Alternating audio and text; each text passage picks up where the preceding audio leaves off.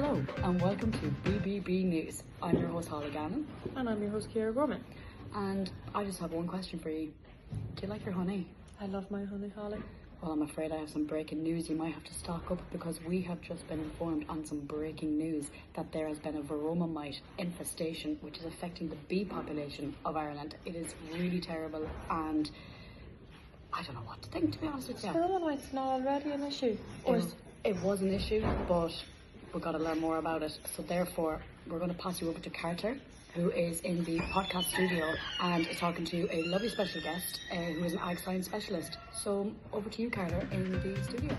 Welcome back to What in the World, where we interview experts in their natural habitat. I'm your host, and today we're in Rosemount Orchard with Dr. Cara Weber. Hello, thank you for having me on. No problem. I'm glad you agreed to come on the show. Everybody's been talking about this new current bee crisis, and I wonder if you could tell us anything about it. Well, we knew it would eventually come into Ireland, but unfortunately things have escalated drastically. And it's only been a week in, and colonies are already being decimated across the country. Oh, man. And do you know why this is happening? Yeah, we're not completely sure, unfortunately, because research is still in early development. But we are speculating that the DWV has mutated drastically and is destroying colony viability. What the hell is DWV? So basically, DWV is called deformed wing virus, which is a virus spread by the varroa mite, a parasite that has been plaguing bees, specifically European honeybees, Apis mellifera, and beekeepers for decades. It's been the most devastating parasite even before this new mutation. The mutation has proved to be incredibly damaging for bee populations as it disrupts the exocrine system, leading to extreme violence between bees within hive members. God, and this is happening for so long and no one saw it coming? Like, how is this even spreading? Yeah, so we believe that the mutation is causing an overproduction of a certain hormone called isopentyl acetate and other aggression hormones within bees. So because there's no real threat to the hive, infected bees become incredibly aggressive and actually attack other hive members and leave the hive to seek out potential threats which usually don't exist. This has caused the virus to spread between other bee species like honeybees, as I mentioned, bumblebees and even solitary bees. And because infected bees are leaving and attacking so rapidly, this has caused the virus to spread at a very significant rate across the globe, as well as Ireland, and collapsing hives everywhere.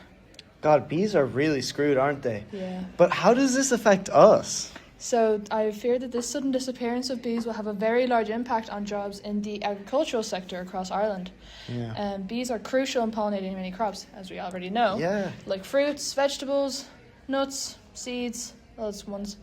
And their crop yields are expected to decline sharply, threatening the jobs of beekeepers and other sectors that are related to bees, like florists and farm workers, those kind of careers. No, I've heard. And it's not only going to affect jobs, isn't it? It's going to affect the environment. Yeah. Could you tell me more about that? Yeah, of course. In Ireland specifically, certain native and wild plants are expected to have reduced populations and possibly go extinct, unfortunately. Species such as clovers and heathers, which we all love and know in Ireland, are expected to have a reduced seed set.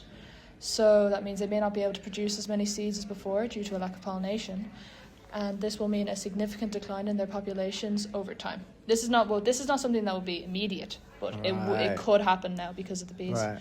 And many bees in Ireland are actually solitary, with 80 out of 100 species being solitary bee species. Yeah. Ah. These bees often have specialised diets, which means they will only feed on certain plants. So now with these bees gone, those plants may be less favoured by commercial bees, which are already struggling, and hence are expected to decline rapidly. God, everyone's feeling like, this is out of our hands and we can't really do anything. But is there really anything we can do about it? So I know this may sound all very tragic, doom and gloom, but humanity is not entirely under threat. The chance of famine and economic struggles, however, are high because of crops being vulnerable to pests due to a lack of genetic diversity that pollination from insects bring. So I suspect that technology will have to really catch up with this crisis, and I do predict that there will be a large push into gene editing and maybe different tools for pollinating without insects. After all that being said, though, it is imperative that our government and governments across the world need to take action regarding this, or else the consequences are very bad. Well, I really hope they listen to you. Thank you for coming on. This has been great chat and very informative. Yes, I'm thank you sure for having everyone me. at home is going to love to hear about it. Yes, thank you very much. Thank you for having me. No problem. Thank you, Carla. No, it's not dreadful to hear, Holly. Terrible.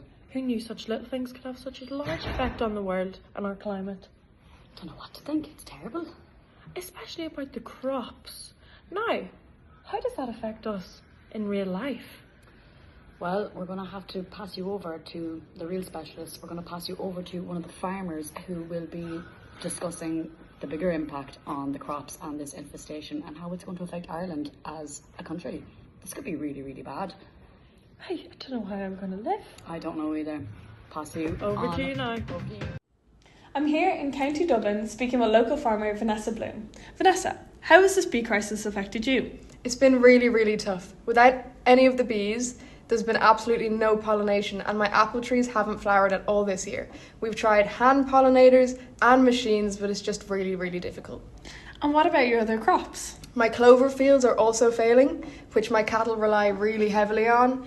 And with fertiliser prices doubling, everyone's really, really worried about what the bees used to do for free. I also spoke with Rudy Murphy, a father of two in Dublin, about the impact of this crisis on families. Rudy, what's it been like for you? Honestly, it's been really frightening. The prices have been going up everywhere, every supermarket, fruit and veg, even almonds, they're all luxury goods now. And, you know, as a father, you want to feed your kids the best food you can get. And with all these prices going up, the cost of living has just skyrocketed after already being so high. We've heard reports of panic buying. Have you experienced this? Yeah, things are flying off the shelves. It's almost like COVID. From farms to family homes, the loss of bees has shaken life in Ireland. Experts say it's only going to get worse before it gets better. Thank you, guys. That has really put things into perspective, hasn't it? Especially for me now. That's only just a farmer down the road. I know it could be affecting you. It's going to affect your neighbours. It's going to affect probably everybody you know. And for multiple generations as well while we're at it. It's really terrible news. It's really put into perspective of how deep this matter is, and it's honest to God. And how we have to be aware of what we're We're doing. going to have to be our... aware, folks. Very much stock up on the honey. That is all from us here in the studio of BBB News. I'm Holly Gannon. And I'm Ciara Gorman. And it's Until been lovely next talking time. to you. Until next time. Good night.